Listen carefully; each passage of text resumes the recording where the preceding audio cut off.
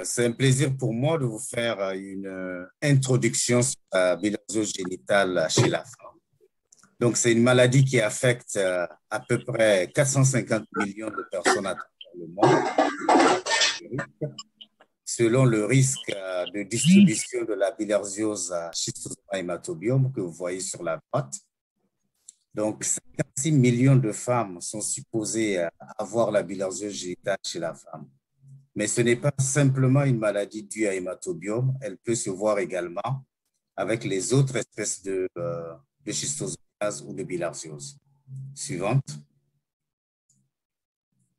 Donc, la bilharziose est une maladie qui se transmet par contact cutané. Donc, c'est par le contact des personnes avec une eau infestée que cette maladie se transmet. Donc, les personnes qui sont infestées émettent des œufs. Une partie des œufs reste dans l'organisme. L'autre partie est excrétée à travers les urines ou à travers les selles.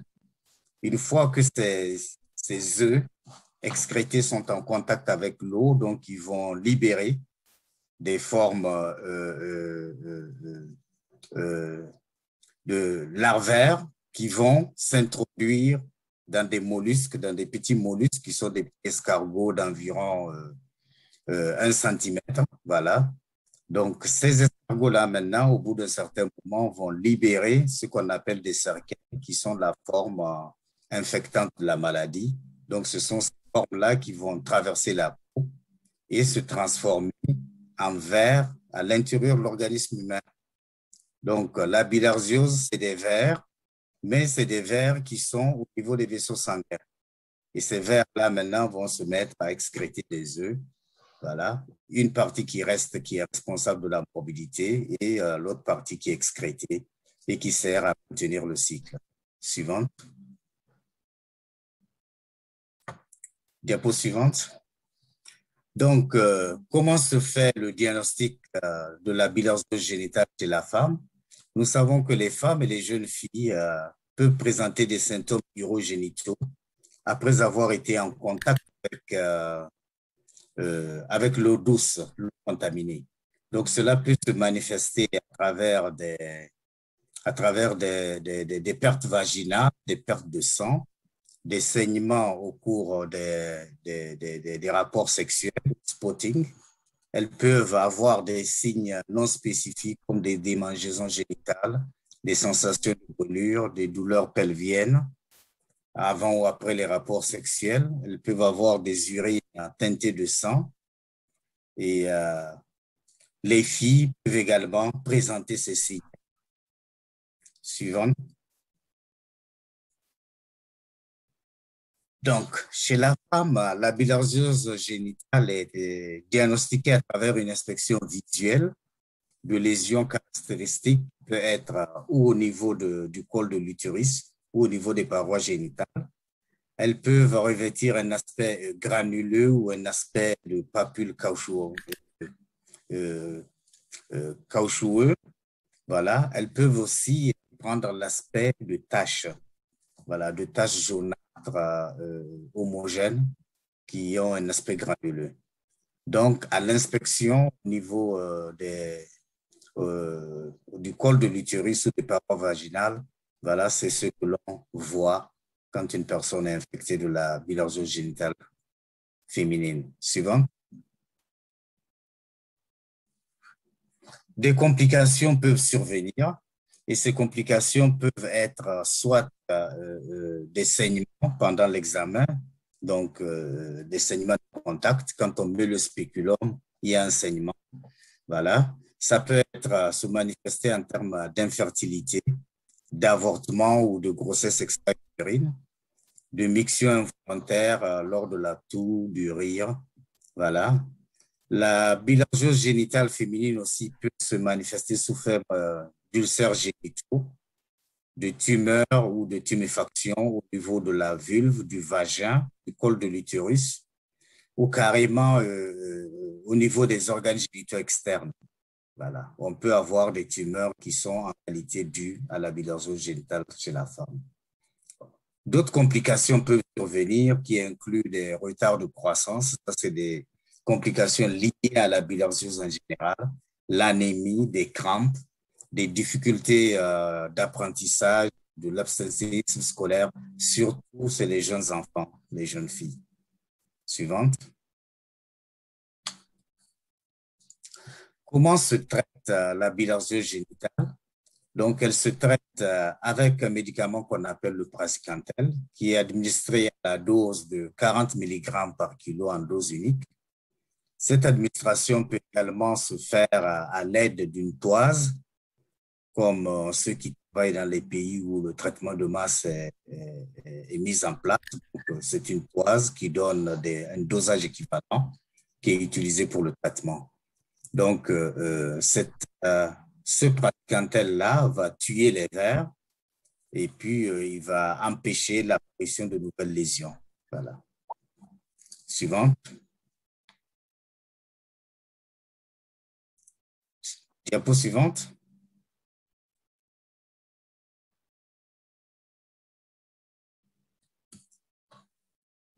Diapo suivante. Là, on est sur la prévention. Là, on est sur la prévention. Oui.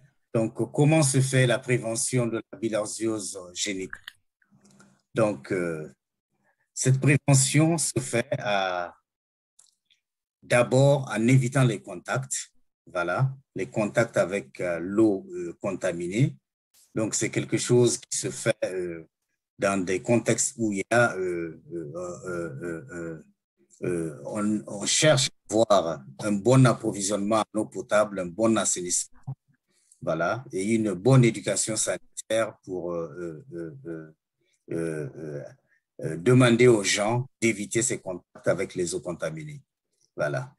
Donc, il faut aussi identifier les enfants, voilà, qui sont susceptibles d'avoir la bilharziose génitale. Voilà. Et il faut aussi prévenir en augmentant la participation des personnes vivant dans les zones de contact aux campagnes de traitement de masse. Parce que le traitement de masse donné à un jeune âge permet d'éviter la survenue des lésions de bilharziose génitale chez la femme. Suivante. Diapo suivante. Je ne sais pas si les autres participants voient nettement les diapositives, parce que j'ai l'impression qu'elles ne sont pas très nettes. Oui, je crois qu'il y a un problème de bande passante. Cela arrive parfois avec Zoom. Je crois que simplement on n'a pas de chance ce matin. Mais tous les diapositives ont été partagées avec tous les apprenants. Donc je vous invite à ouvrir, là nous sommes sur la diapositive 10, donc je vous invite à ouvrir les diapositives que vous avez reçues par courriel et j'espère consulter avant cette présentation. Là nous sommes sur la diapositive 10, donc implications pour la santé publique. Voilà, donc ces implications pour la santé publique, donc la bilharziose génitale féminine pourrait être une affection gynécologique courante dans les zones endémiques de la bilharziose. Voilà. Elle reste non diagnostiquée dans la plupart des cas par méconnaissance des agents de santé. Voilà. Elle est aussi associée à un risque accru de transmission du virus de l'immunodéficience humaine ou du virus papillomateux. Il est clair que quand une femme a des saignements de contact et des saignements lors des rapports sexuels, le risque de transmission, si le partenaire est séropositif, demeure élevé, tout comme si c'est la femme qui est séropositive également, il est facile de comprendre que le risque pourrait être élevé en termes de transmission du VIH. La bilharziose génitale féminine est aussi une maladie dans laquelle il y a une stigmatisation, il peut y avoir une stigmatisation. Vous imaginez ces signes gynécologiques chez une jeune fille en âge scolaire, non sexuellement active, pourrait poser des problèmes. Elle peut aussi poser des problèmes à cause de l'infertilité que cette bilharzose génitale peut engendrer. Voilà.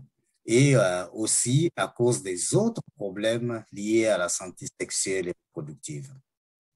Elle peut être aussi confondue avec des maladies sexuellement transmissibles. Suivante. Donc, au niveau de l'OMS, donc, on a élaboré un cadre pour l'intégration de la bilharzose génitale féminine dans les programmes de lutte contre le VIH et celui du virus papillomateux et du cancer du col de l'utérus.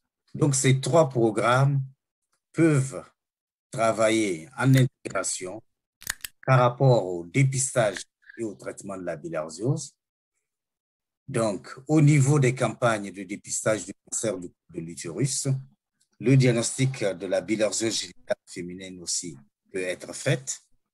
Au niveau des soins de santé également, donc, et de l'orientation des patients. Donc, quand l'on voit une personne avec une bilharziose génitale féminine lors de dépistage, on peut l'orienter pour qu'elle puisse avoir des traitements appropriés contre la bilharziose. Mais également, cette intégration peut se faire au niveau de la prévention, donc les conseils et dépistages du VIH, mais également les conseils après les accidents d'exposition, par exemple, les conseils également lors de traitements aux antirétroviraux. Donc, selon la provenance de la personne, donc elle peut recevoir également des conseils par rapport à la bilharziose génitale chez la femme. Suivante.